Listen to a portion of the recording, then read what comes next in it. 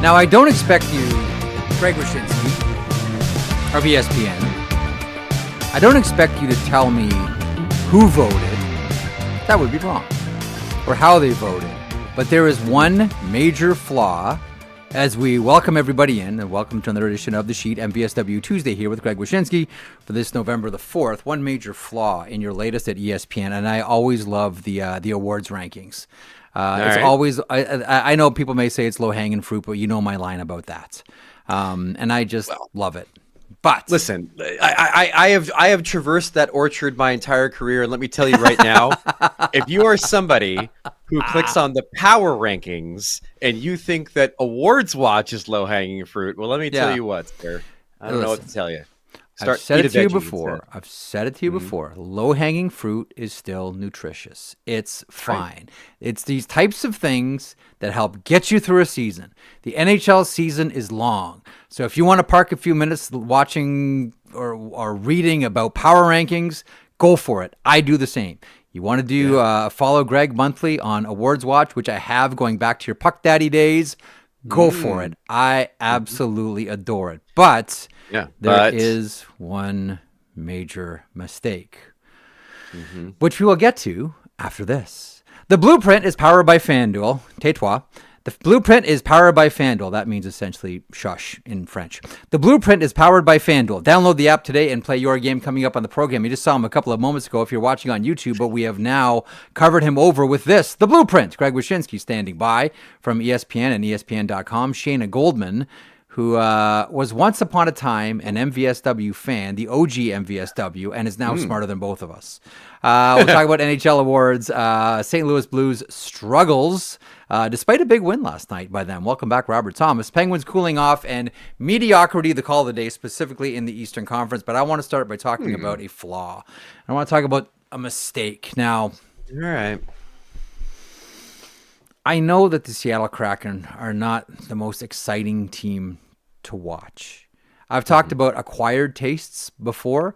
My favorite acquired taste are the Carolina Hurricanes. They may not be the most fun team to watch. You have to really appreciate what's happening out there and what Rod Brind'Amour is trying to do specifically with man-on-man to really appreciate what's happening with the Carolina Hurricanes. I get that it might not be the most exciting game when Seattle is playing, but there is no doubt that season over season, they are a much improved team. And as people have pointed out to me as well, when you watch the Seattle Kraken, watch how few odd man rushes they surrender. Yeah. It's like next to none. It's like zero. When I look at your, and I read it this morning when you sent it over, let me get to the Jack Adams. And the NHL Broadcasters Association, as you point out, votes on this award. Your leader right now is Dan Muse, the Pittsburgh Penguins, who coughed up a fur ball last night against the Maple Leafs. Timing is everything. You know, every time we do the Awards Watch, there's always something that happens like the night before where I know we're all going to look like a bunch of assholes, and that was the Toronto game last night. But that's fine. He's done a great job otherwise. Looking good early. Ben Kindle snapping in a pair. What a great pick. This is awesome. And then the third period. Joel Quenneville of the Anaheim Ducks and Andre Tournier finalists as well. Is it just me, or is like everybody sleeping on what Lane Lambert's doing with the Seattle Kraken, who are tops in the Pacific right now? I know a lot of people, it might not be a speed bump team right now when you're flipping around and you're finding games, but I have a hard time looking around the NHL and seeing what one coach has done. And again, it's always easier when it's a new coach coming in because the effects can be dramatic because it's like sea change and you're changing a lot here. I get that, but I don't know if there's been a coach that's had more of a positive effect on his team so far this season than Lane Lambert with the Seattle Kraken. But nothing. Feathers. Nothing. Feathers, yeah. Man. Like no votes, nothing, like feathers for Lane Lambert.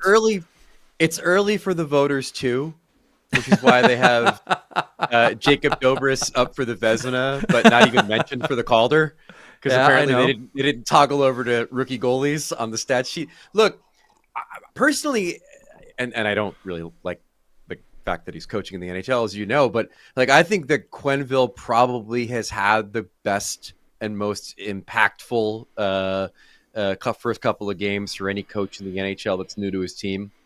Look at the underlying numbers for the Ducks and the way that they've dramatically improved their puck possession and shot attempts. And then also their 5-on-5 scoring is dramatically different year over year. I think Quenneville's kind of turned those around based on, what he's done in every other spot he's been in the NHL systems-wise. I'm glad you brought up the Kraken, though. This is advantageous that you did. You didn't even know that this was the case. I was talking to Joey Decord for a story that's coming out soon on ESPN. And we were talking about what's been different about the Kraken so far this season. And he said that it all began in training camp when everybody showed up with a renewed confidence that the things that they were doing were going to work. And now I said to him, where does that come from? Because the team has been hot trash for the last couple of seasons, and it's pretty much the same roster. And he said it comes from Lane Lambert. Yep. And I said to him, well, the thing about Lane Lambert is that the last time he was a head coach in the NHL, it didn't really end well. He did okay for the New York Islanders, but by no means was he the revelation that many felt he would be when he became a head coach, sitting at the right hand of Barry Trotz for as long as he did. We all thought this was the guy who would become the man. He took over a team, and it didn't really happen that way. Now, I think part of the Lane Lambert impact in Seattle is that he is, at last check, not Dan Bylsma. And Dan Bylsma was a disaster last season on almost every imaginable front. They didn't respect the guy. I think from a system standpoint, what he was doing was not clicking with what was on the roster.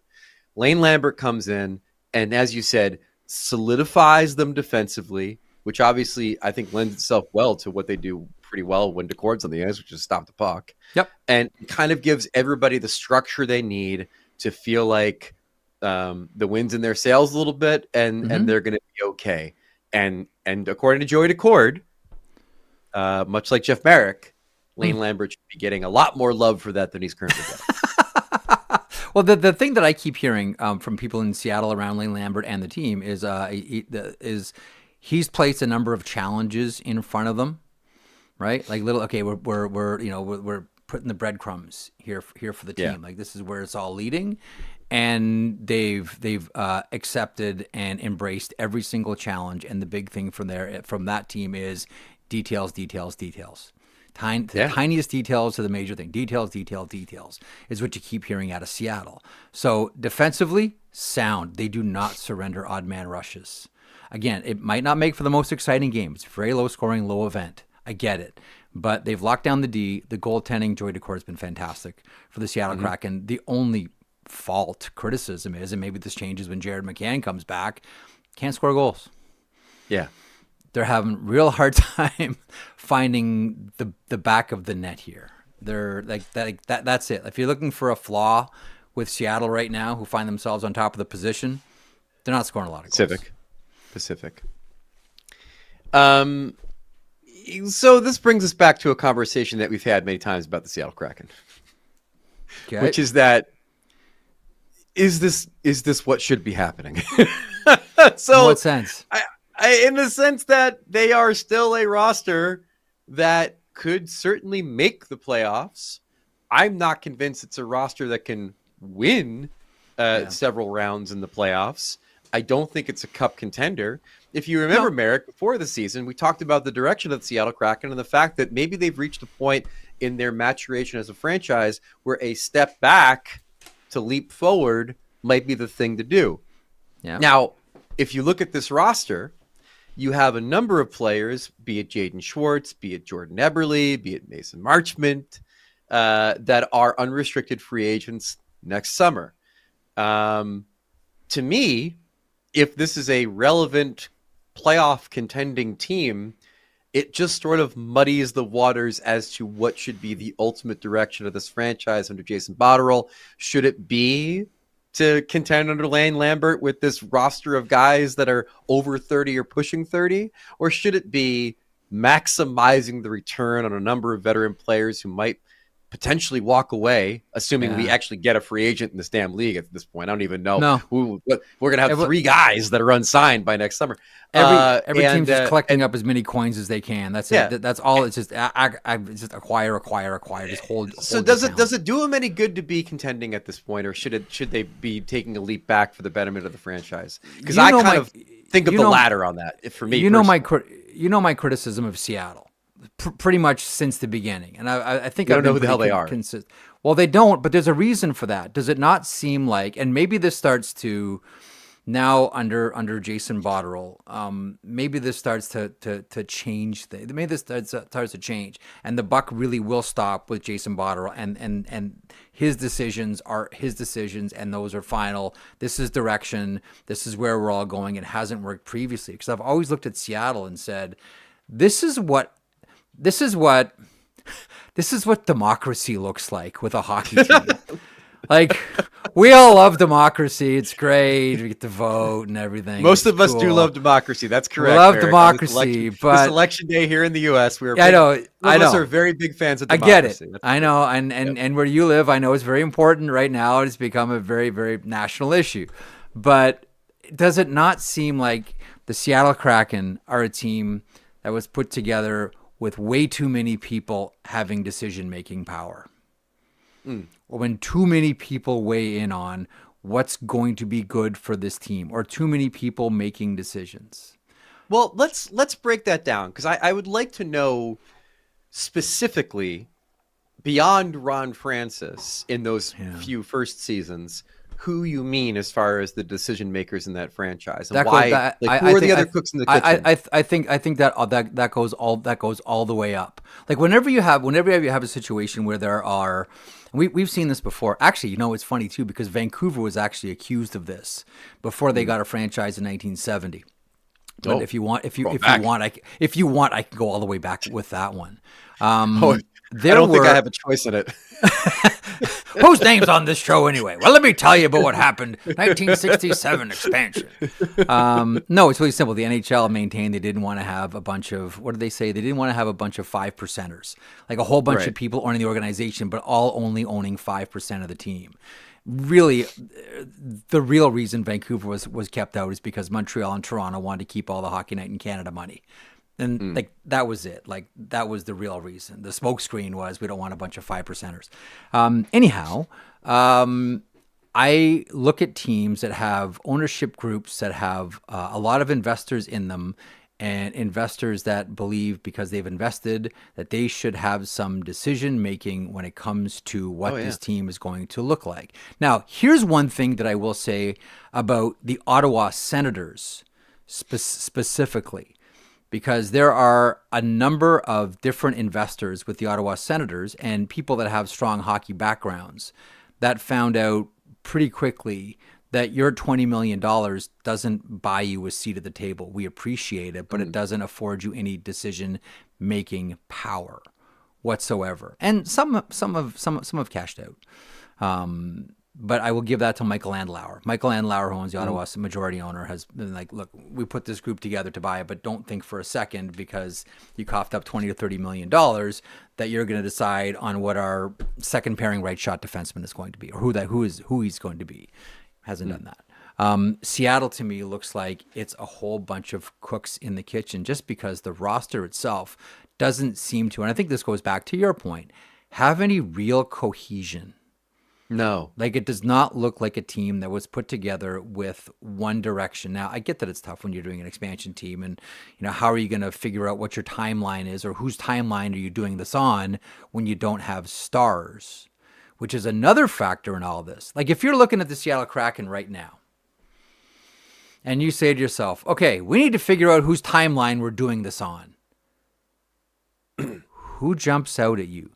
Whose timeline are you comfortable doing it on when you don't have anybody really that you look at and say, we're going to do it on Vince Dunn's timeline, on Shane Wright's timeline, maybe now on Berkeley Catton's timeline? You don't. Yeah. Because there's only one way to get that guy, and it's the way that I'm trying to push them into, and they stubbornly want to contend. The problem is, you can do that as a general manager, but coaches will not go out there and say, yeah, you know what, we'll start our third string goaltender. We're going to lose a bunch of games. We're going to scratch all of our best players. Players will still compete. The only way you can tank is the GM has to tank. I will say, to answer your question, like theoretically, based on where he went in the draft, it should be Shane Wright's timeline, shouldn't it? Like or Matt Beniers, who went even higher. Yeah. No, sure. Okay. I mean, like, but I don't think that's where it is. But those timelines are more similar than they are different, though. So you can still group them together. Here's the thing about Beniers. Like, if we're being honest, Beniers is a complimentary star. Like, in a perfect world, Beniers is playing behind Nathan McKinnon. Beniers is your Nico Hischier type. Like, that's how I see Matty Beniers. It's not to slight the guy. I think he's a fantastic player. I also think he's probably about 7 years older than he says he is, based on how he looked when he was drafted. Hang on. If he was Russian, would you believe at the draft that he was really 17 years old? Yeah, come on, right, because he was in college and he looked like Vyacheslav Fetisov. I completely understand. You're completely right. But to me, like, and it's not a slight to Beniers to say that I think he is the guy behind the guy, and they don't have the guy. Is kind of the issue with Seattle. But here's the thing about it. Like, they have a collection of players that all do sort of play a certain way. Like, there's a Jaden Schwartz of it all. There's a Jared McCann of it all. I think Eberle's got that dog in him. I think Marchment kind of fits that mold too. I don't think Chandler Stevenson really did, which made that signing a little strange. So maybe the thing is that Lane Lambert, on top of being a good motivator, on top of having the right temperament, on top of maybe being a little egoless compared to the previous coach that lasted one season, maybe he's the guy that can kind of structure things to accentuate what I would say, and correct me if I'm wrong, the very north-south nature of the forward group on this team. And then also insulate the defense, which, by the way, they only got one guy that's up next year. In Alexiak. Everybody else is signed with term on that blue line, so they've got what they want there, including bringing in Ryan Lindgren in the offseason in front of, obviously, a guy who's played himself into the conversation of being one of the better goalies in this league, and Joey Decord. So maybe Lambert's the guy to kind of finally give them that personality, which is ironic because he has none. He's not a very charismatic individual. Lane Lambert. One thing that I want to, one final point. I want to move off of Seattle here, but one final point that I want to make about Lane Lambert specifically. We've talked about this before. It's always difficult when you go from the assistant coach to the head coach in the same organization. Players look at you differently. You used to be the nice guy when you're assistant coach. Now you're bag skating and scratching me. What gives? You have to adopt a different personality. That's why I think this is. I'm sort of uncomfortable saying he was awful with the Islanders or it didn't work and it was his fault with the Islanders. That's a tough situation. Is he ever going to turn down the job? No. But this was like, all right, clean break. Had his time in Toronto in between. Now he's in as the head coach. And that is the only way these players know Lane Lambert is as their head coach in Seattle. And I think that's why it works. I just want to say one quick thing on Lambert again. Like, first of all, I forgot to give the caveat about his time with the Islanders, which is that he was coaching under Lou Lamoriello, which is something that none of us have ever experienced. And I'm sure it's a very different situation than coaching under Jason Botterill. The second thing I'll say is that Lane Lambert does fall into the grand tradition of the National Hockey League of guys who do much better on their second chance. You look around this league at almost every coach that thrives. They had to screw up once, then they come back and they do well. There's not a lot of John Coopers out there that strike gold the first time he puts a shovel in the ground. You usually have to you get fired for one, off your first job. You come back, you learn a thing or two. As an assistant, you come back and you do well your second time around. And I think that could be Lane Lambert this time. Okay. A couple more awards things here before, and I should mention again, like Shayna Goldman coming up at the bottom of the hour. Shayna's actually, wildly successful, both podcaster and writer with The Athletic. But when I think of like OGs that used to listen to MvsW that went on to great things, Alexandra Mandrycky, just speaking of the Seattle Kraken. Oh yeah. Like that was seeing her rise to the ranks and get to that spot in Seattle is awesome. And I'm really There's also a GM in Pittsburgh that I think used to listen to the show now and again. He doesn't anymore, I swear. And he actually went to one of our events, and that's when you geeked out over Juuse Saros. One of my favorite moments ever in the history of my life is watching you fanboy over Juuse Saros.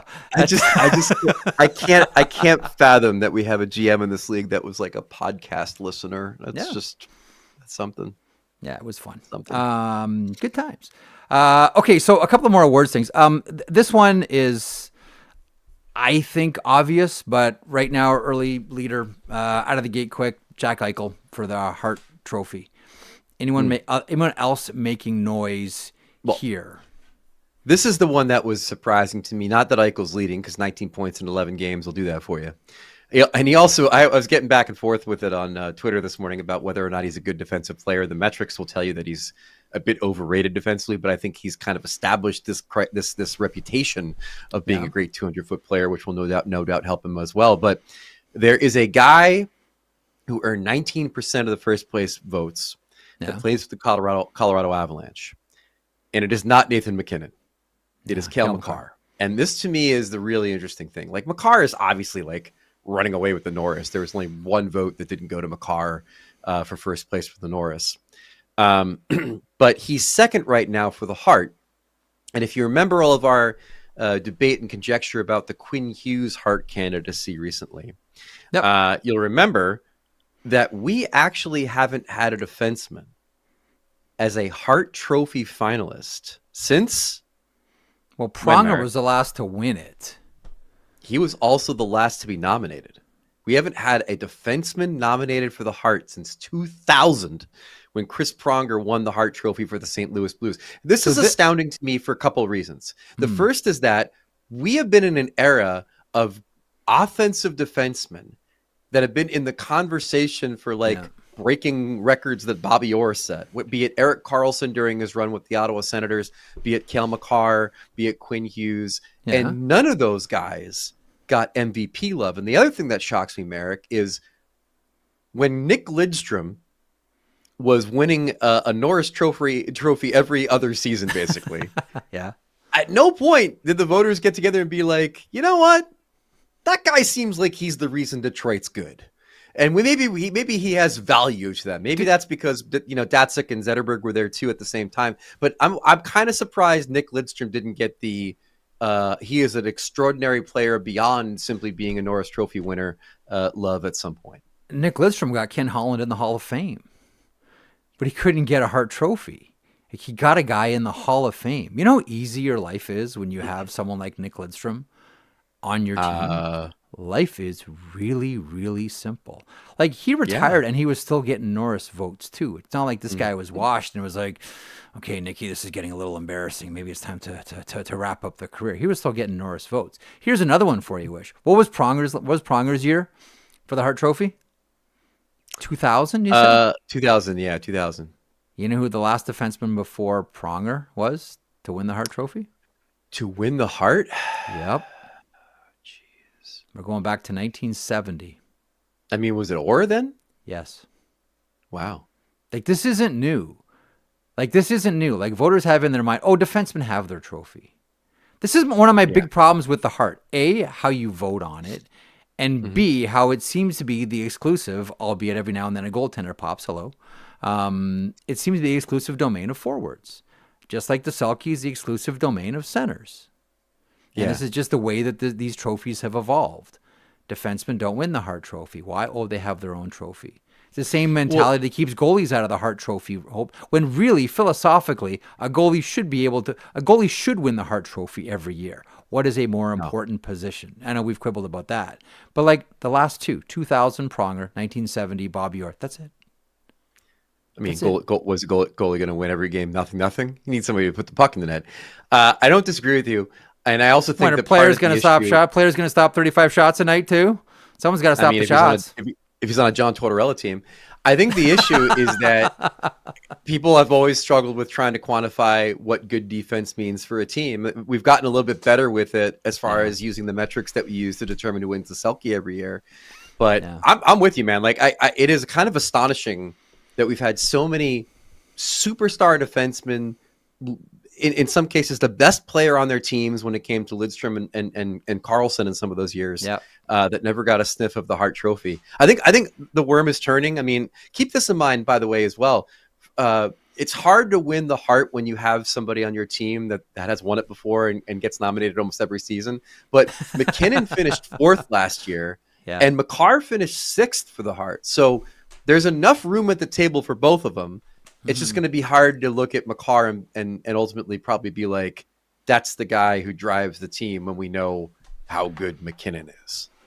So there was I want to take this to Mark Scheifele somehow, but there was a Reddit thread on Reddit Hockey this morning that I was reading about, like, the surprising stats of the year so far. Right? So I'm like, okay, Greg's coming. So some of the things that were on there, albeit 3 games, Jonathan Quick has a .941 save percentage. He turns 40. He turns 40 in January. He's got a .941. Jacob Trouba, 11 games in, 0 PIMs. 0 penalty minutes for Jacob Trouba. I was wondering if that's where we were going to end up. Jacob Trouba, 11 games in. He hasn't decapitated anybody. Okay, shots. Okay. Number 1, tied. Nathan McKinnon, Austin Matthews, 55. Tage Thompson, 54. In 3rd place with 52, Cutter Gauthier. Wow. It's early, right? So all these different things. Shots from a defenseman in the NHL right now. Number 1, Zach Werenski, 42. Okay, I can see that.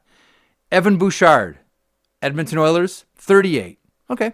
Yeah. I can see that. This all makes sense. Number 3 with 36, Matthew Schaefer. Yeah, I was going to say, I knew Schaefer was up there. I thought he was going to be the answer to one of your other questions. But yeah, Schaefer's shots are insane right now. I mean, he is playing a sizable amount of minutes every night for the Islanders. By the way, he got 80% of the first place votes for the Calder from the voters that we paneled 80, for Awards Watch. I thought it would be higher. Davidoff is the only other guy that got first place votes for the Calder. Here's why I would go Schaefer. It's a much more difficult position to play as a rookie than forward. Positionally, that is especially where he plays, like first pair D, he's getting like first assignment. Logan Stanley, 12 games played, 2 goals, 4 assists, 6 points for Logan Stanley. Wow.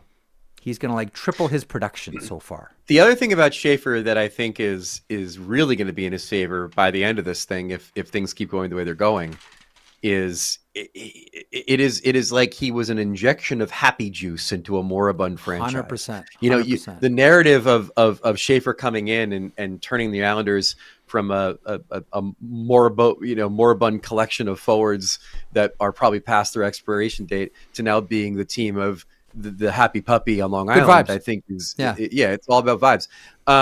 I'll give you a number that I'm obsessed with right now. What? 912. 912 is the save percentage as a team for the Columbus Blue Jackets. Oh, yeah. They're getting goaltending. There's only one team that has a better team save percentage than Columbus, and that is the team on which Connor Hellebuck plays. I never in a million years saw this coming. I thought maybe Jet Reeves gives you maybe a 908, but I certainly didn't think we'd see the return of Elvis Merzlikins. So it's like he's in the big white suit in Vegas. It's the return of Elvis. He's singing In the Ghetto for all the kids. I'm astounded by them being as good as they are goaltending wise. I don't know if it'll keep, but if it does, they're probably a playoff team. I can't believe you missed the obvious joke. He's a hunka burning glove. Like, come on. You know what? I did not see that as the obvious joke. And I'm glad that you made it. Thank you. That's the new nickname, Hunka Burning Glove. The new Shakutami Cucumber. But here's me be your tendy bear. That's not bad. Let me workshop a few of these. Yeah. Merzlikins nicknames. Because we can go like really old school styly with, the Pembroke Peach and the Shakutami Cucumber and these types of old guys, these are brutal. No, these are great. You shut up, Zach. How dare you talk? You don't even know who the hell Elvis Presley is. What is this? To pitch You're like They're 6 brutal. years old with a fake beard. These are great. He doesn't even know Elvis. Exactly.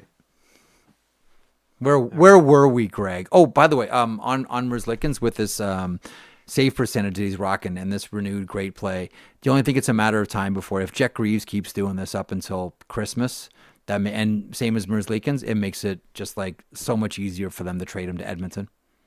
Yeah. Why not, right? I mean, it's true. It's funny you say that because that is the sort of undercurrent to the Merzlikins comeback, which is that they've been trying to find a way to entice someone to take him. Correct. And every time someone's like looking at that save percentage and being like, nope, we're good. Calvin Pickard, come on down. You're right though. This could be the thing that finally allows them to move him, which is ironic because he's also giving them great goaltending right now. He is. And let me just check what we have here on the old program. Oh, I know what I got to do here before we get to Shayna. I want to remind everybody. This segment is a presentation of Bauer and the Bauer Pro Sharp Advantage.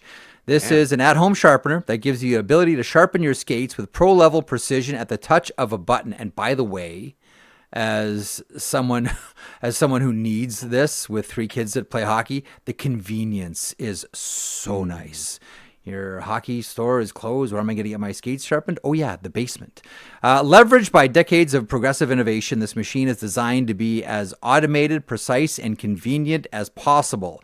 Easy to use, the Advantage features an interactive touchscreen, user profiles, and has readily available how-to videos and troubleshooting tips to have you ready. Yeah, that's right, to sharpen like an expert. Whether you're sharpening skates in your garage, at the rink, or even on the road, yes, you can take them to tournaments. The Advantage at-home sharpener ensures that your skates are always game ready. Learn more about the Bauer Pro Sharp Advantage at Bauer.com. For tournaments, this thing is a lifesaver for teams. And with that, we'll bring aboard Shayna Goldman from the Too Many Men podcast and The Athletic. She joins us here, former MvsW listener, now making her debut, blue hair and all, on her former favorite podcast, MvsW. How are you, Shayna?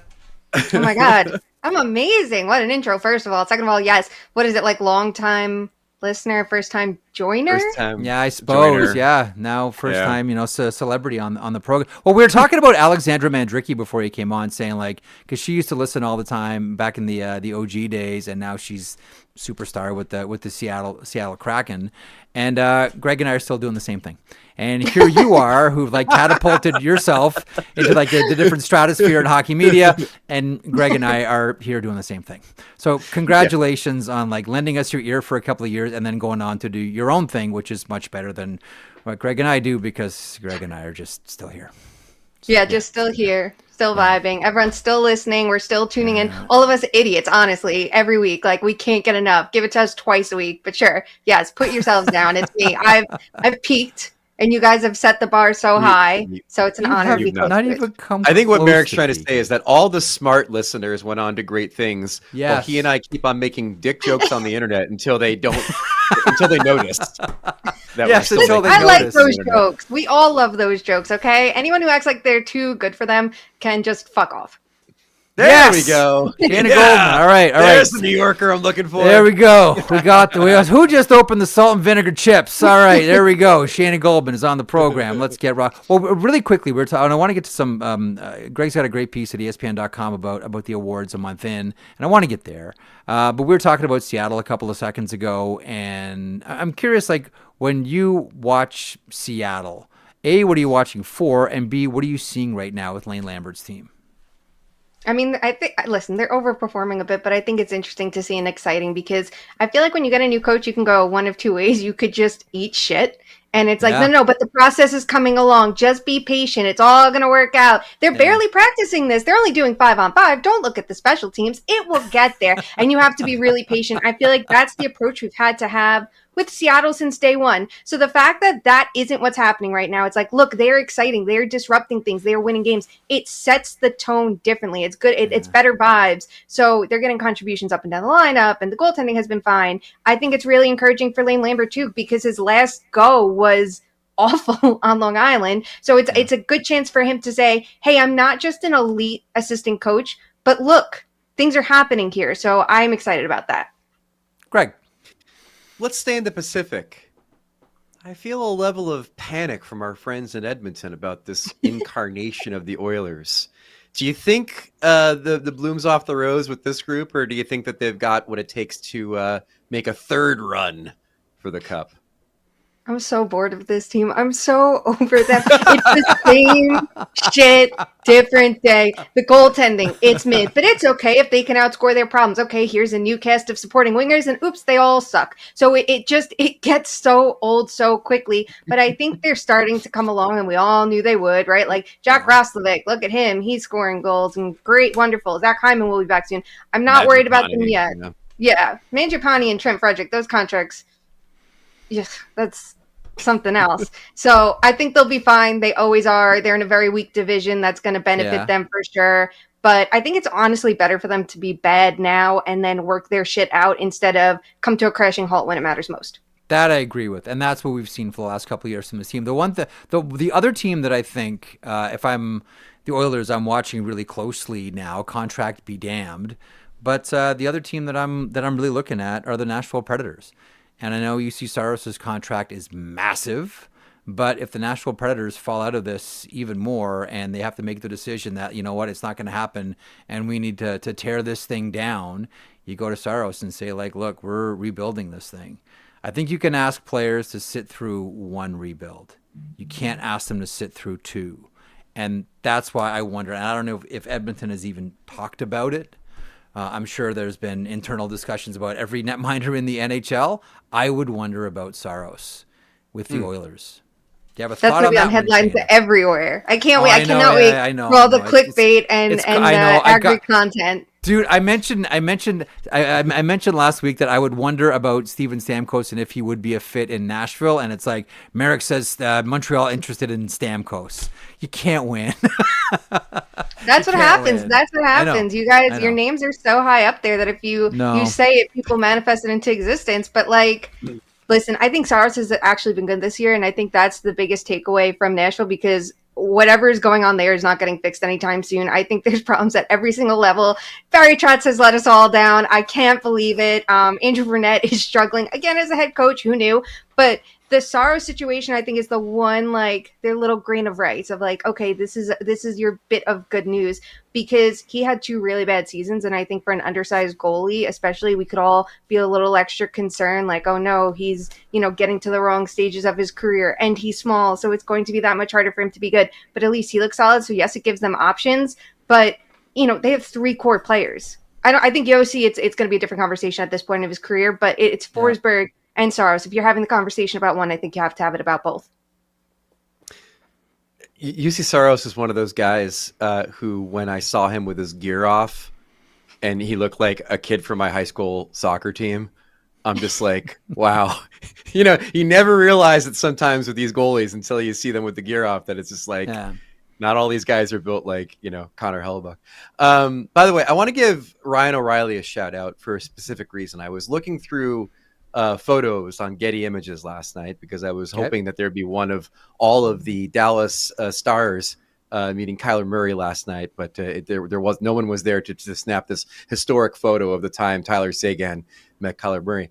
But I did see a photo of Ryan O'Reilly entering the arena last night wearing a comfy cabin wear sweater, and I was reminded, oh yeah, these guys don't have a dress code anymore, because most of the guys that I see walking into the arena are still wearing fucking suits. Like, they're still suiting up. They spent all this money on the ties and the suits that they still want to wear them. Yeah. And I looked at Ryan O'Reilly and I said to myself, that's a man that we didn't think about when it came to the dress code. We thought about Austin Matthews. We thought about a lot of these guys being able to wear whatever they want to wear. We didn't think about the comfort of an elderly center with a big bushy beard and how all he wants to do is show up to the rink in a nice sweater and feel cozy.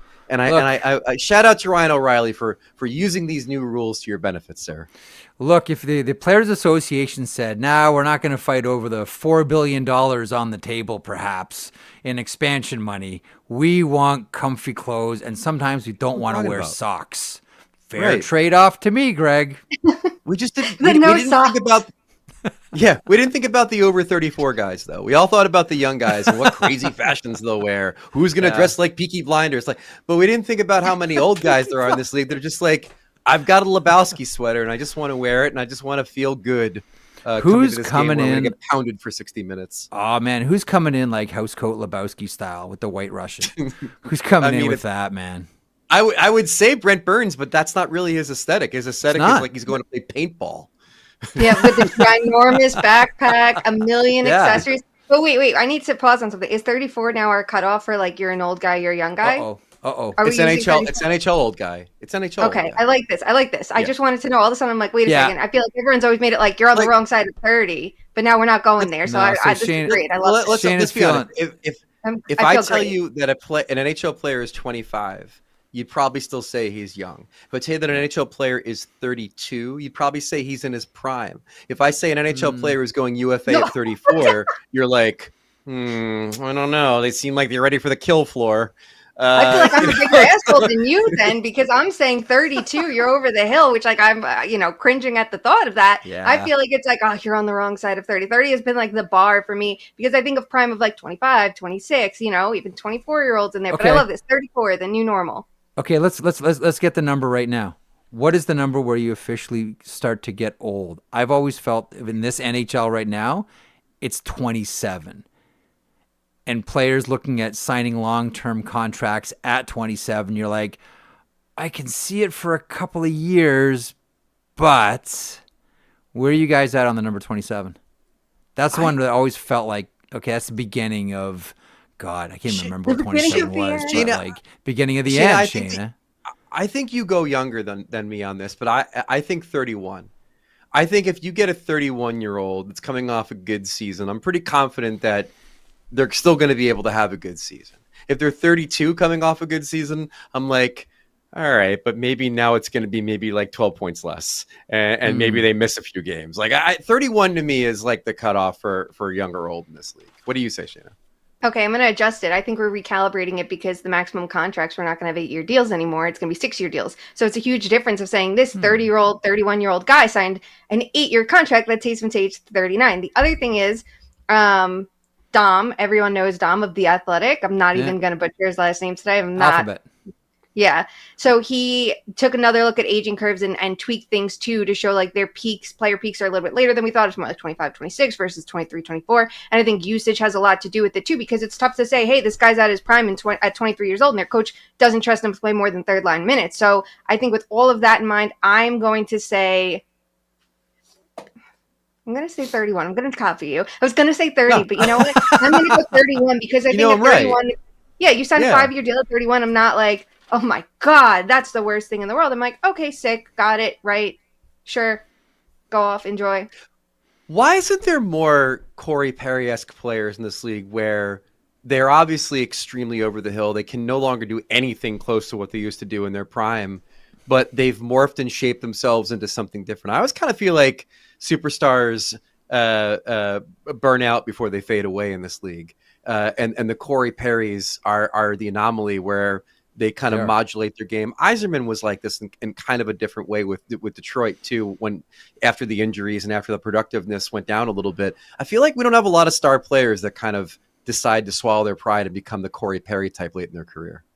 Yeah, because a lot of guys don't want those 1-year deals, right? We see it so often. I mean, look at all the older guys taking those 5-6-year deals that they're never going to play out. Now it's a little bit different. Like guys like Perry doing it, going, okay, I need to reinvent my game because I'm not what I was. And not everybody is ready to have that conversation. I understand it, right? It's tough to say, hey, the league's getting younger around you and you're only getting older and your role's going to change. You're not going to get the same minutes. You're not going to get the same money if you're a bottom 6 player versus a top 6 guy. But you can either stay in the top 6 and fail and then be sent to the third line, or you can change your game to adjust for what you are at this point in your career. So I like the idea of these, 1-year contracts, 2-year contracts, a Brent Burns contract too, right? He goes to Colorado, he's in a different role than he was the last couple of years. It's a good thing for him because it's going to extend his career. Obviously, you don't have that same luxury of saying, okay, well, I'll have the money in a year or 2 years, right? But at this point in your career, if you're a guy that's a Burns or a Perry, like you made your money at this point. You don't need to be playing for that. It's tough for me, I get it, they're millionaires, so we're all going to roll our eyes anyway, but like, and we can't say, oh, their finances are fine, they can afford that. But you know what I mean? Yeah. Like, I feel like it just adds a different element to their game and to their who they are at this point, if they can accept that and evolve. Yeah, even millionaires have concerns. That third house isn't going to build its own bowling alley. So, I mean, like, they got to keep playing. That new dock isn't going to build itself at the cottage on Lake Rosso. Like, come on, Shayna, gotta chase pucks. Gotta chase pucks. Before he came on, we were talking about, and Greg's piece at ESPN.com with Trophy Watch. Jack Eichel, Hart Trophy, early candidate. Your thoughts? Yes. You know I love award stuff, so I did read this morning. I'm very excited about it. Yes, I would put Eichel up there. Yes, I would put Cale Makar up there. I want to add one more name to the conversation, and obviously this team would have to make the playoffs, and they haven't done it. How about Dylan Larkin? No way. Yep. Last year, my fifth spot was Nick Suzuki because I'm like, that is a Canadiens MVP, and listen, I'll have that conversation again, but I think it's, so many guys doing the thing there that it's not just him. But Larkin, I don't think he's a number one Hart guy right now, obviously. But I think he's someone we should keep an eye on because if you're the most valuable to your team and you, track their asses to the playoffs, that counts for something. You know what's good? Shayna, what's good for Dylan Larkin? We're all about honesty here. We're all about honesty here. And I think it's time for you to be honest because Marek and I have already been honest about this. You had never heard of Emmett Finney before like a week ago. Couple weeks now, because I did look at him for fantasy. He was someone that I saw the forward eligibility, and I go through every lineup and I'm like, okay, who's on the top line right now? Okay, you're playing with Raymond and Larkin. Great, you're on my radar now. I need to see if you're any good so I can write about you. So he was on my radar for that reason, and oh my god, I'm so glad I learned about him. It was smart. It was smart. I mean, Marek and I were looking at the score sheet. We were like, okay, Raymond's playing with Larkin and playing with. It looks like a misprint. It looks like the words have gotten jumbled here, and it created a name that is unfamiliar to anyone. So I'm happy you were honest with us about that. First of all, part of why I think this has become a popular topic. One, he's played great, and yes, I do remember him from the Western Hockey League in Kamloops. Nerd. Come on. So, dude, we've talked about this before. How long was I single because of stuff like this? Well, I'll tell you everything you want to know about Emmett Finney. But part of the phenomenon, just bluntly, is his name is cool to say. Like if his name was like Clay Washington, something else, pick up Connor Blank, whatever. Because Connor's a new Canadian hockey name. Connor's something or other.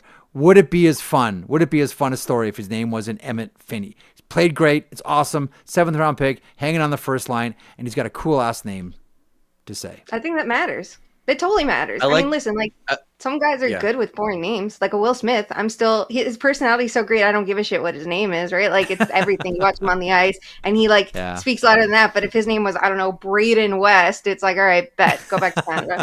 He's not even the best Will Smith athlete in the state right now, based on the Dodgers catcher. You go back on your Larkin thing. I think you're right. He's been an incredible play driver for a team that's for a little bit outkicked its coverage, and it'd be fun to see him. It'd be fun to see him get his flowers because honestly, I don't think there was a moment recently, and maybe this was before Four Nations, where there was this thought of maybe he's not a top line center, maybe he's not the guy. We were just talking about that with Beniers before you hopped on too, and I feel like Larkin has had a real statement in the last maybe year and a half of. Actually, I am the guy, and look for the things I can do in both ends of the ice. Yeah, it's a different opinion of what the guy is, right? Because not everybody's guy is going to be Connor McDavid, and that's okay, right?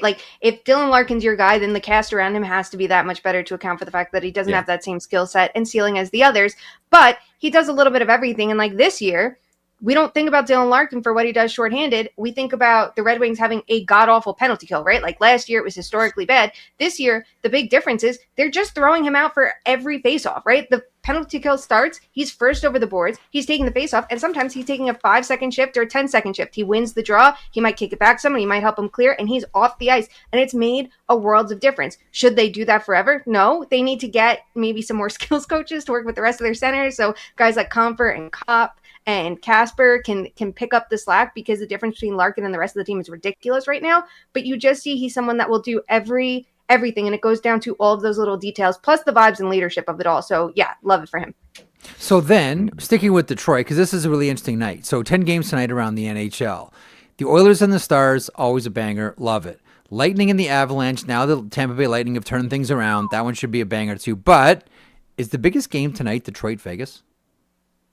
No. No. But here's why. Here's why. The Detroit Red Wings all of a sudden find themselves top of the table.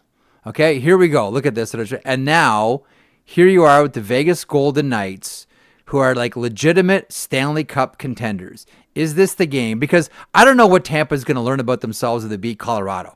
I don't know what Dallas is going to learn about themselves if they beat the Oilers, or the Oilers are going to learn about themselves if they beat Dallas. But if Detroit can beat Vegas tonight, all of a sudden, does that snap everyone's attention to the Detroit Red Wings just beat a team that could win the Stanley Cup? That's why I say, is this one the biggest game of the night? Yes and no. Okay, I will give you this, that it's a big deal. Let's go to the yes part. Let's just stick with the yes part. Stick with the yes part. I mean, I just think people are going to poke holes in it too because of the goaltending situation there. And then I'm like, well, they're without this player, they're without, like, and I get that. I think that we should be taking the Red Wings seriously regardless of what happens tonight. I do think, though, there's stuff to learn from the other games. Like, I want to see what happens with Tampa Bay's power play, which has been god-awful. And I want to see what happens with the Avs, who their power play was low-key bad before they played the Devils and lit them up with, 4 power play goals in 7 attempts or 6 attempts? Hey, Greg. Something like that. Yeah, that sorry, bestie. But and then with the Stars too, I look at it and go, well, their 5-on-5 offense is terrible. And for the last couple years, they're getting out in the playoffs because their 5-on-5 offense dries up against the Oilers, and the power play isn't clicking too. So I think that there are things to learn. But if I had to go through my watchability rankings, is that number 3 for me? Absolutely. Like, I'm excited for it. I love watching the Red Wings. I'll watch any game they play. I think you're conflating Colorado and Vegas, Marek. Like, to me, Colorado is the measuring stick right now in this league. I don't think if you beat Vegas, you're like, we're all right. Let's scale Everest. Here's why I say, we're ready for it. Like, I mean, it's Vegas is really good, but they're not that good. Here's why I say Vegas. First of all, I think they're a cup contender. Sure. I think we all think they're a cup contender. There's like a dozen teams that are cup contenders. They might be the best team in the Western Conference. But here's the other thing that I like about it. The best team in the Western Conference. I'm By what measure are they the best team in the Western Conference? Hold on. But they're goaltending. When you think about matchups. Okay, think about matchups around the NHL. I don't know that I've seen a team have better games with every other team than the Vegas Golden Knights. That team drags the best game out of everybody in the NHL. Personally, the last 6 years, the best regular season matchup as far as like quality of game, like real exciting, is Minnesota and Vegas. Those two teams, the way that they play, those games, I know you look at Minnesota, Vegas, but those two teams, they make great games. And I want to see, now that the Detroit Red Wings are not a bottom-feeding team, I want to see how good they are against a team that drags great games out of everybody in the NHL. I think that's fair, because I think with the thing about Vegas that's great and makes them a really watchable team is that there are no nights off against Vegas. They are a pounding, grinding, annoying, spiteful team to play against, and that does tend to bring out good hockey from the opponent. I just think your idea that, like, you know, beating, like they're like the Ohio State football team of the Western Conference is a little bit overstated. Oh, you don't like that? As, like, no, I don't. Colorado's right there. Colorado is right there. Colorado's right there too. Yeah, did Shea Theodore become Cale Makar overnight? I don't think he did. So I'll still go with Colorado in that one. For sure.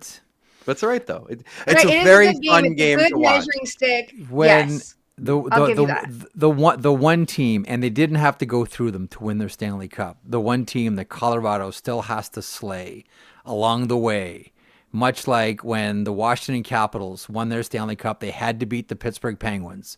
Colorado has still not beaten Vegas. You know, it's and they had them up 2 Cobb once. You fell apart. You spent 18 minutes before extolling the virtues of the Seattle Kraken, and they're not the team that Colorado has to get past. I mean, that's the antidote right now for Colorado in the Western Conference, based on recent history, isn't it? All right. What do we make? We got a couple of minutes here, Shayna. What do we make of what we saw last? I gotta. So we brought up the Devils' penalty kill misery, and by the way, not the best Western Conference road swing I've ever seen the Devils make. Let's bring up the Rangers' misery. Alexei Lafrenière. One goal in 13 games. I've been engaging with a bunch of fans that are wondering if this is Capo 2.0, underlying numbers that are impressive, but a complete lack of production from a former first overall pick. What say you about Lafrenière these days, Shayna? Okay, I am higher on him than I was Kako. I think that there were some differences there. I also think this team is just very, very bad at developing talent, and it goes further than this. I think someone like Adam Fox was always going to become Adam Fox, right? It's not like that was a player they drafted. They brought him in because he wanted to play there, and he was always going to become a superstar player. Did they help get the best version out of him? Sure, but did they make him who he is? No. I think with Lafrenière and with Kako, I feel like they just crushed every little ounce of, skill, ability, and everything in those early years, and you're seeing the repercussions now. But I'm not completely and totally concerned yet because it's a team-wide thing, right? And I think it's one of those things. It's like, okay, the chances are there, and when you get the right bounces, things are going to click. And I think they're figuring out different combinations for him because the team's a lot weaker without Vincent Trocheck. And I think that also they haven't exactly mix and match skill. That sometimes it feels the combinations are a little bit too redundant the way that they're setting things up. But I think you're seeing flashes and glimpses of going like, okay, a good player is still here. Does he have the ceiling that he had when he was drafted? Absolutely not. But could he still be a good top 6 player? Yes. I'm not going to say, oh, this guy is going to put up X number of points. Like, I'm sorry. I can't. Because I don't even think he's going to be on power play 1 when Vincent Trocheck comes back to the lineup, right? So I think that's going to limit what he can do. But I think he's better than the start of this season showed. I think he's better than last season. But I think you're going to have those hard conversations at a certain point. And it's bigger than just one player. It's going to be organizationally. Like, are you putting your high-end players in a position to succeed? Because if you did, maybe we'd be looking at them going, this is the start of a really long window versus, are they going to fizzle out again this year and just disappoint? So let me ask you, and before one more question about the New York Rangers before we get there. This is a team that's being led right now by Taylor Radish and Sam Carrick. That is certainly up front. That those two players are leading the charge for the New York Rangers. There's a lot of MIAs here. I'll ask you the same question that I asked Greg last week. Did the Pittsburgh Penguins win the coach trade? Sullivan for Muse. No, I think each team got the right coach for where they're at. I think someone like Dan Muse taking over the Rangers in the position they were in, I don't think they'd have those same results, honestly. I think Dan Muse going to a team that there were no expectations, and also you have like a Sidney Crosby to lead the way and have that trickle-down effect on everybody, right? I think that is a really good thing. I think that he has more leeway to be creative and to take a different approach than he would have had in New York. I think Mike Sullivan still makes sense for the Rangers. I think the defense looks better. I think they've been a lot better at cycling the puck, and I think seeing the bottom 6 produce, or even just like the fourth line, if you want to call it that, like that's different from years past too, because it's always been such a top-heavy team. So I'm not upset in either direction for either team. I think it makes sense for both of them in this case. But I like that Pittsburgh went out of the box with the Dan Muse hire because he's someone I feel like we've all heard a lot of great things about. He's so smart. He's so creative.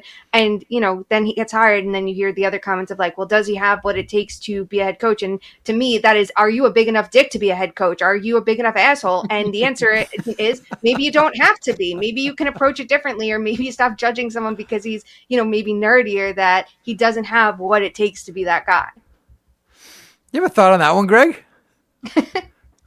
No, I listen, I think that's completely right, that the people doing the hiring in this league are the 200 hockey men. And a lot of times if the person they're hiring doesn't fit the template personality wise or temperance wise, they can be overlooked. They can be someone that doesn't get these same opportunities that someone who's going to be a bit more, I'm going to yell at you and blow the whistle and be mean gets. I think about John Cooper a lot when it comes to the coaching template. And I think to myself, how he would fit the template stripped of all of his success in 2025. I tend to believe that he would still be getting an opportunity in this league. But he was sort of, a different kind of cat too when he came up. And, it's weird to me that a guy like that can have that level of success and then not have a bunch of copycat hires in his wake.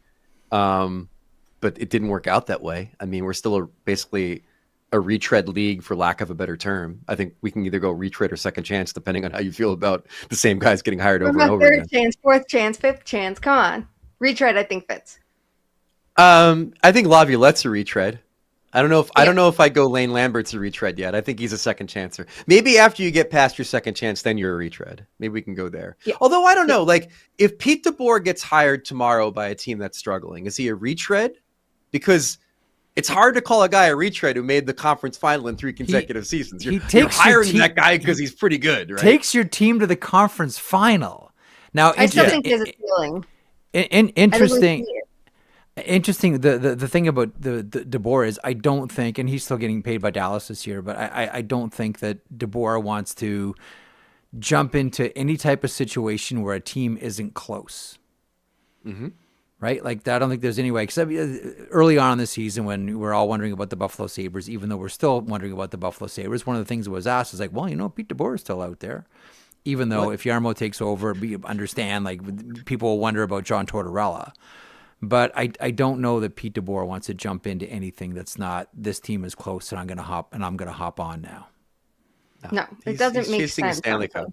Yeah, exactly. There's certain coaches for certain situations, and I think too, one of the best things, I like second chance coaches, because I think sometimes a coach, their first time around, they don't really know what they're doing, and then you learn, and sometimes you have a huge gap. Mike Sullivan did, Scott O'Neill did, so you have that time to reflect and figure it out, or someone like Bruce Cassidy when you go from Boston to Vegas. But I think having a gap between jobs is the biggest thing in all of this, because if you get fired and 3 days later you get hired, why would you change anything that you did? Because one team fired you for doing something wrong, but the other team went, but everything you did gave us the inspiration to hire you. We want that, right? Yeah. I think when coaches have a chance to take a step back and go, okay, I need to think about the game differently. Paul Maurice did it for a couple months, and I think that was game-changing for him, because I was very low on him in Winnipeg, and he looks like a different coach in Florida. I think it's a good way to get perspective and just take a beat and reset a little bit instead of just jumping into the same shit over and over and over again, like a Peter Laviolette. Yeah, Marek, it's like when your boy Bruce Boudreau got like fired by Washington, then he ended up in Anaheim 3 minutes later. Like that was that situation. It was, it's funny. I was telling the story yesterday. That's when George McPhee. The story about how George McPhee fired him. He was on his way to the practice rink, and McPhee said, "Hey, stop by my house." And Bruce Boudreau goes, "Okay, I know what this is all about." So he stops at George's house. George opens up the door and says, "Okay, come on in and sit down and wait. I'll be back here in a second." And he went and he put his suit on, and then came back and fired Gabby, like, "Hold on, if we're doing business, I'm going to wear a suit." He put a suit on. That's the most old school thing I've ever heard. 100%. We're not just going to do this on just wearing a hoodie and jeans. Like, no. We're doing business. I'm gonna go put a suit on. We started this conversation talking about wardrobe and Ryan O'Reilly, and we're gonna finish it by old school George McPhee putting a suit on in his house to fire Bruce Boudreau. Shayna, you're the best. We shall chat soon, my friend. Thanks for having me. The pleasure is all ours. The great Shayna Goldman from the Too Many Men podcast and The Athletic as well. She's the best. She's awesome, and she's one of those people that's just so smart that makes me feel like I should just stop. And chat, don't say please stop. I mean, in the sense of I doubt, but Twitter that I have the skills to analyze the game the way that Shayna does, and it's constantly impressive the things that she sees in this game that I don't see. All these people who have listened to us for however many years have all gone on to great things, and you and I are still here, still doing the same stuff, and Lou Lamoriello jokes. Stuff. I mean, there's 1,000 hockey podcasts. How many of them make wrestling references, Marek? Okay, probably most of them. But, there's still room in the universe for the thing that we do. Are we just going to spend the rest of the program today trying to soothe ourselves into relevancy? Oh, don't worry. Yeah, don't worry. Yeah, I know there's a million hockey podcasts out there. I think we're relevant because we've seen some shit. We're not players, and we've seen some shit. That's kind of the where I'm at in my lane in life. It's we know where you can go to listen to the ex-jocks all talk about how fun it is to be an ex-jock, and I think we fill the egghead. We've seen some shit, and let's have some chuckles quotient. And that's a big hole to fill. There's one other area too, is that strikingly handsome.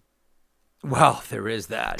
Dick Tracy like good looks there. Greg Wyshynski, look at my Dick Tracy villain like good looks. It's me and Prune Face in a race to see who's more attractive. No, it's just that there's always new fans coming in, and the fans that we spoke to who are on that sort of cusp of the new NHL that came into the league with Crosby versus Ovechkin.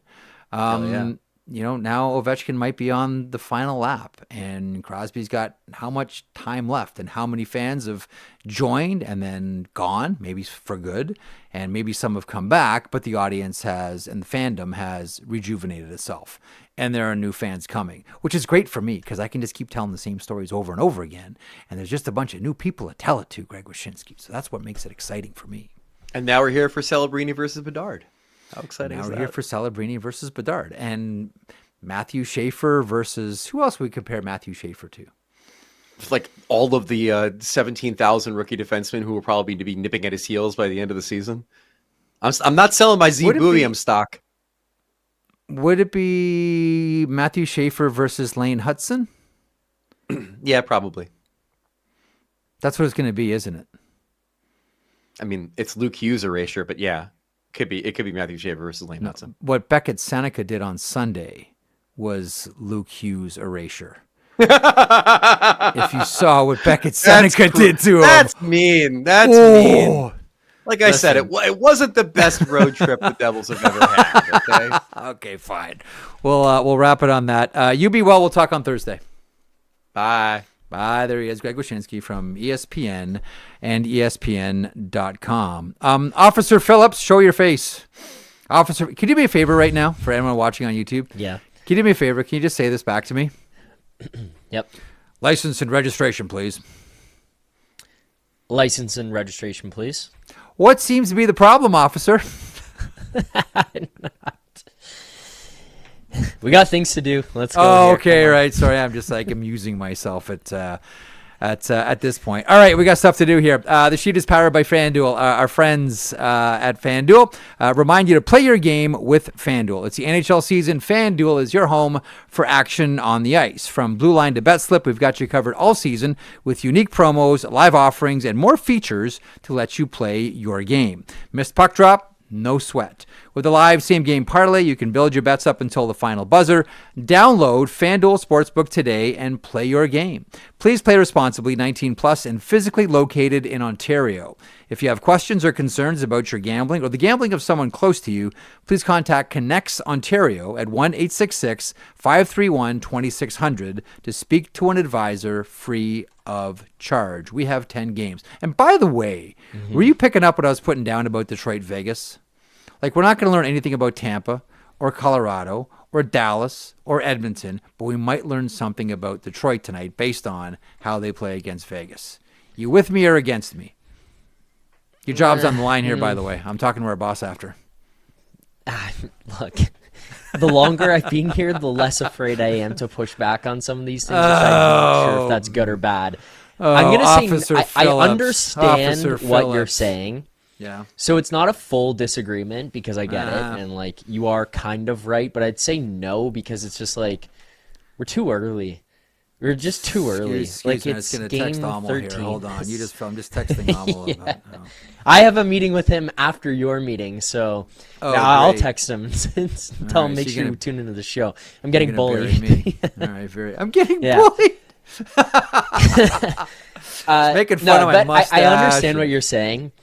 Where we can, I'll say this, where I agree with you is that we can understand whether or not Detroit does stack up, but in terms of like, okay, this is the statement and they're here to play, and it's a measuring test. Like, I'm not quite in that. I don't agree with that. Here's why. There's an old dojo saying, the protruding nail gets hammered down. So right now, the Detroit Red Wings are a protruding nail. Oh, wow, where'd this come from?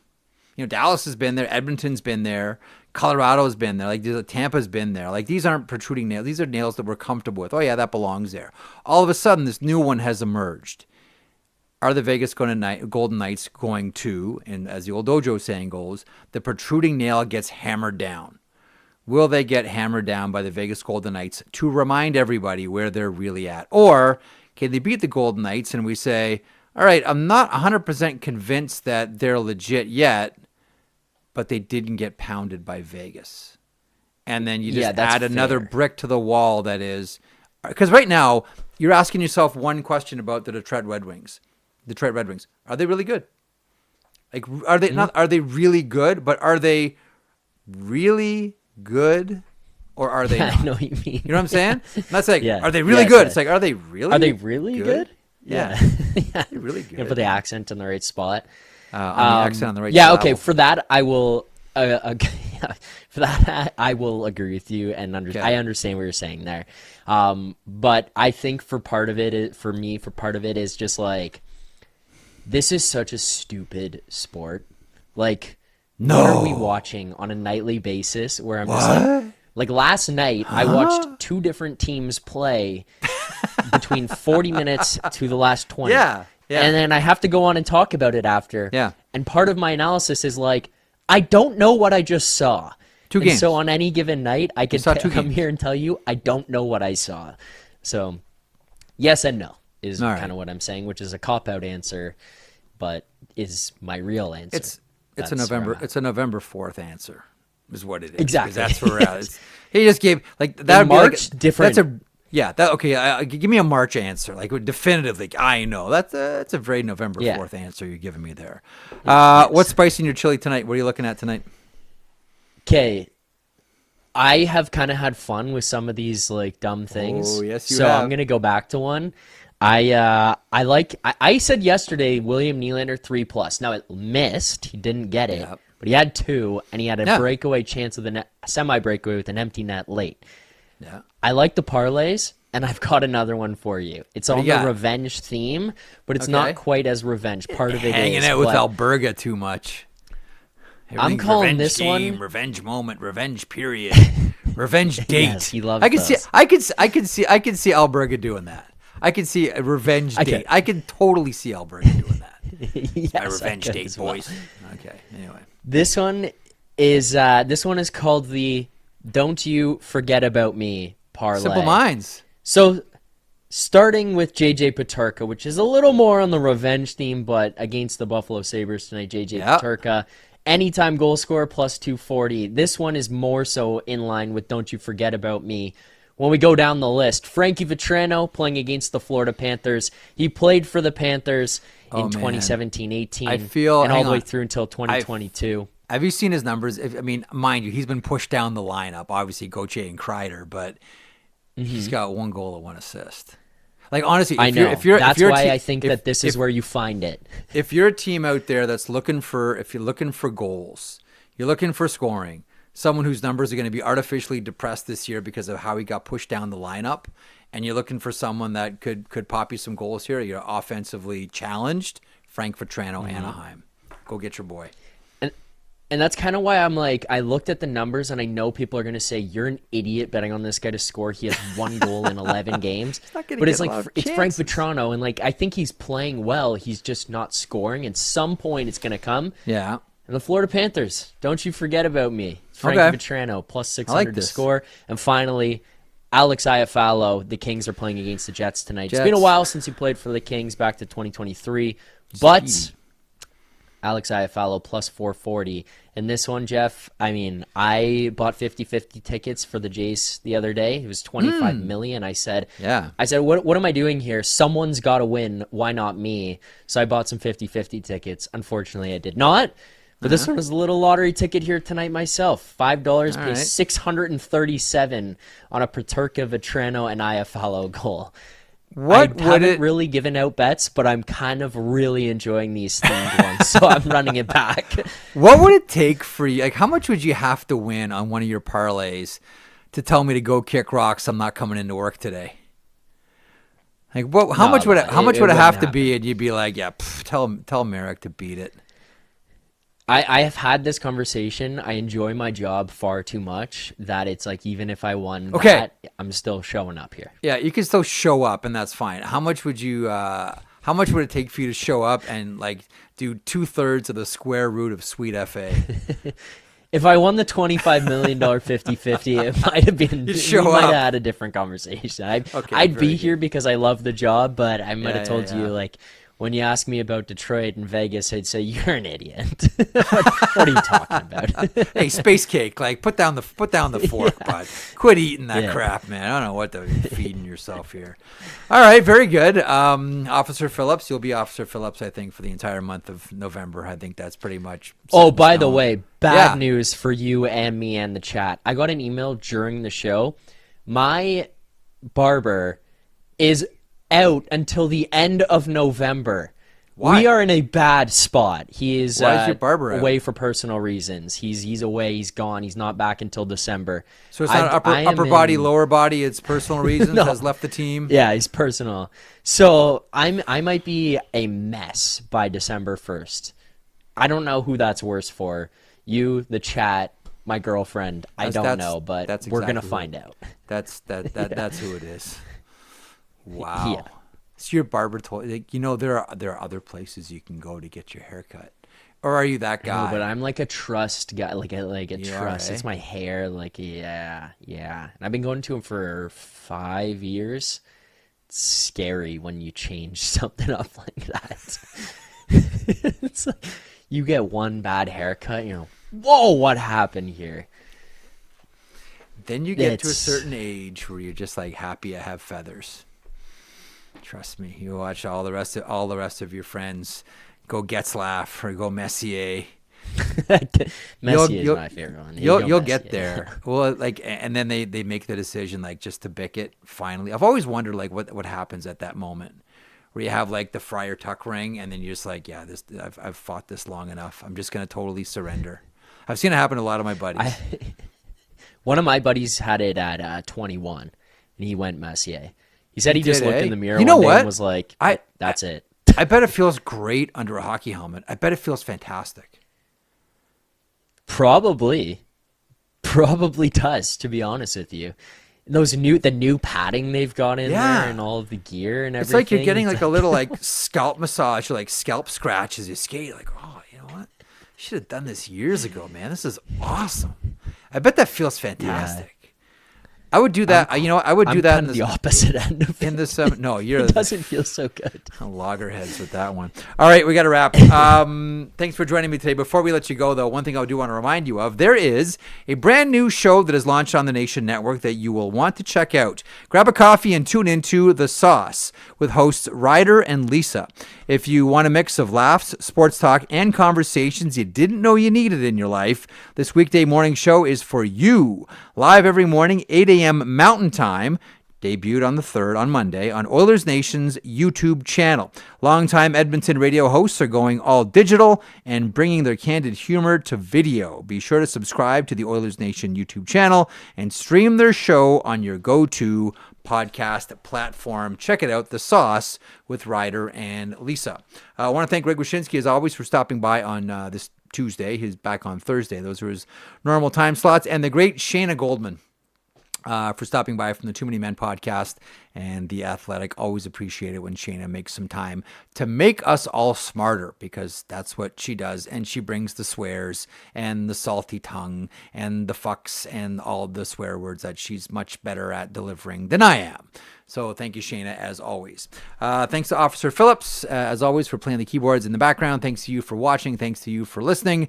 The sheet returns tomorrow, 1 o'clock Eastern. It is a Berkey day, so stay tuned for that. And Morning Cup of Hockey in the morning, DFO Live, got you covered all day long. 10 games on the go around the NHL. Enjoy it. Tip that Zamboni driver. He or she has earned it. We're back tomorrow with the sheet. Jeff Marek along with you. I hope you enjoyed the program today. If you did, or maybe even if you didn't, they can't all be gems, folks. Please hit the subscribe button. Also a reminder, every morning, 9 a.m. Eastern, Johnny Lazarus, Colby Cohen, I call them the Impact Players. You might know them as a tandem that makes up the Morning Cup of Hockey. Also DFO Live at noon Eastern. This year, your host Tyler Yaremchuk alongside Carter Hutton. Full day's worth of programming right here on Daily Face-Off, your favorite YouTube hockey channel. And as a reminder as well, Zach Phillips, our producer here for the sheet, said if you subscribe, he'll buy you a puppy. It's true.